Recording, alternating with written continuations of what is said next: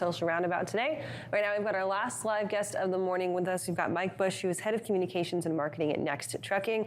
Mike, thank you for joining us a little bit. We're going to talk a little bit about what shippers can do to prepare for peak season, which it seems like we just finished talking about, but it's already on the horizon. It really is, Kaylee. Thanks so much for having me, Anthony. Great to see you. I think more than any peak season in recent memory, we're seeing just all sorts of question marks, right? Like I think as you break it down and kind of look across the board, we've got inflation, we've got interest rates going up, we have absolutely no warehousing space, we have questions of when imports are going to start to come out of Shanghai, all sorts of opportunities for things to go wrong, and I think that's what we're talking about today. That's right. And Mike, in the past couple of years, it's been a little bit of a guesswork of when actual peak season will be. When are we expecting it this year?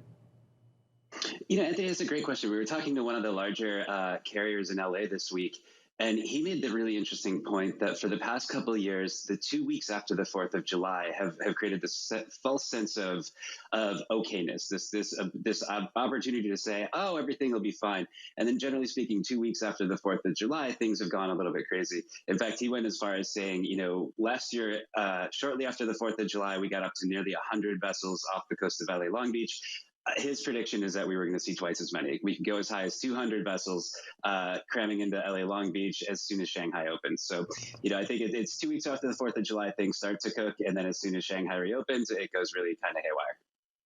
So last year we talked about, especially during the summer, people were kind of like, are we going to see an empty Christmas? Are we going to have shelves where we're going to have toys for our children, right? Is the Grinch going to take all of our presents? But now we're sitting here and we've got companies like Target, like Walmart, like Bed Bath & Beyond saying, you know what? Holy cow, we ordered way too much. We've got too much inventory. And now you're sitting on things that, if they're in your inventory, people might not necessarily want them, right? They've changed their taste. And this demand forecasting is really, really hard for retailers to do, especially pre-peak season when they're estimating what people will want inside peak season. So how does this glut of inventory that retailers have kind of line up now with this desire to cater to the consumer when you're going into peak season?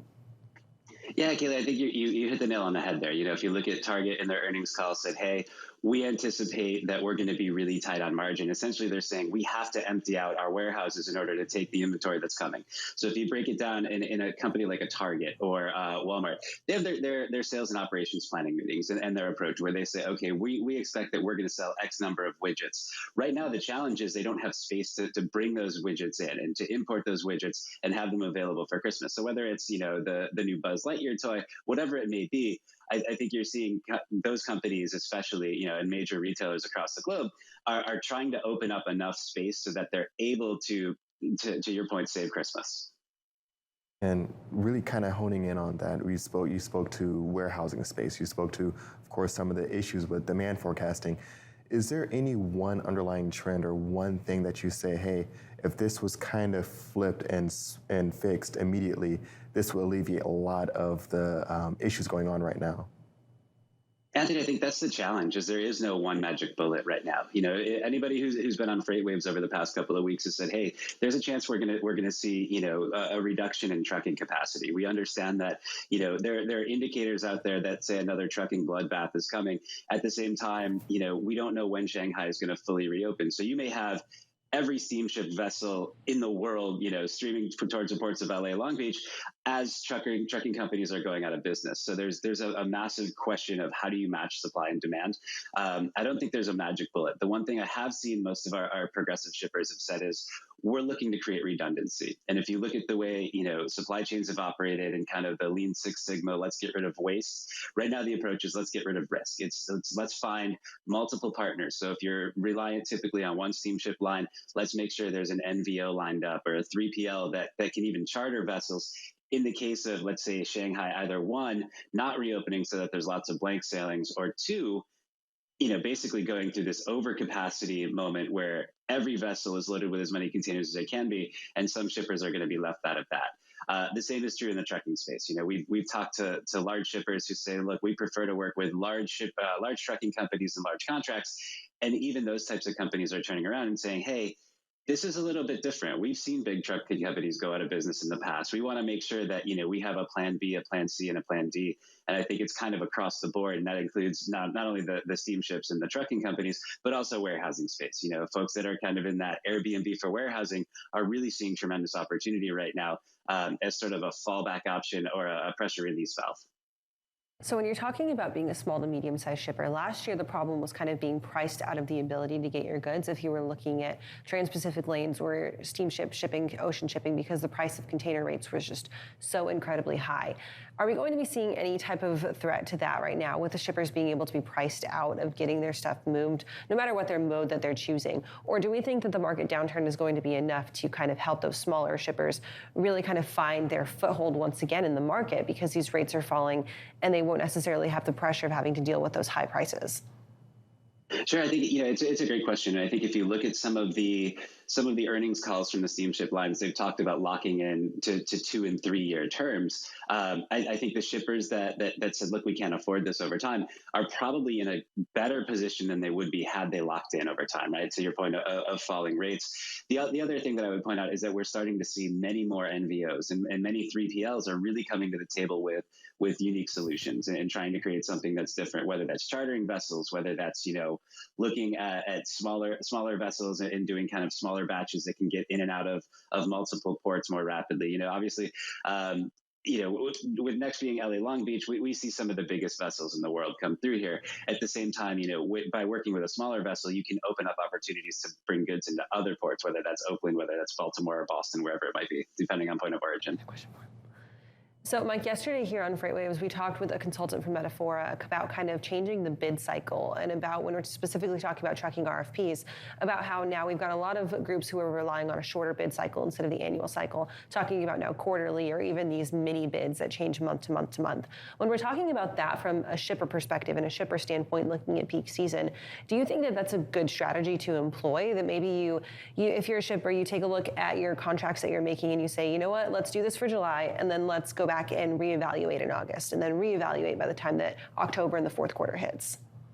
Yeah, so I think if I were a shipper, my approach would be I want to lock in a longer term agreement for a certain percentage of my freight. And then I want to kind of play the spot market and have flexibility for the rest of it. And whether that means, saying, okay, I know I've got X number of containers or X number of moves I want to do, and I want to rely on one particular carrier. I want to make sure I've diversified my base so that I've got, the ability to overcome an instance if a carrier goes out of business, if there are challenges with labor at the ports, whatever it may be. I'd want to make sure that I've got, kind of a long-term agreement in place, but also the ability to pick and choose best of breed and kind of scale up and scale down as my shipments are coming in. And we're talking a lot from the shipper's perspective. What should carriers really be actively doing as we continue to, or start to approach this peak season? Yeah, I think that's a tremendous question, Anthony. I would say that, one, diversifying your pool of options. So, if you've got if you're a carrier and you've got a sales team, making sure that they're trying to diversify to identify a couple of different customers that maybe they haven't worked with in the past, or otherwise, relying on whether it's a marketplace like Next or one of our competitors, finding a second source or a third source of freight is going to be really critical. We don't know what we don't know, right? Like Target has said, I don't know exactly how to move so many goods out of my warehouse. Obviously, there's going to be a trucking component to that. But because of that, we don't necessarily know where Target's going to have goods moving, right? So there's going to be inconsistency. There's going to be sort of, lack of contract rates for smaller carriers for the time being. So I think finding a couple of different ways to keep the wheels rolling is going to be really critical during peak. That carrier component also comes with kind of the nurturing the relationships on all steps, right? And then you can use a platform like Next, or even look at using a brokerage type platform to nurture those relationships as well. When you're sitting there, and maybe if you're a shipper who isn't quite relying on that brokerage, that intermediary aspect, or a carrier who's not relying on that intermediary yet, do you think that now is a good time to kind of take that initial foray into looking at having that middle ground and using the intermediary to your advantage?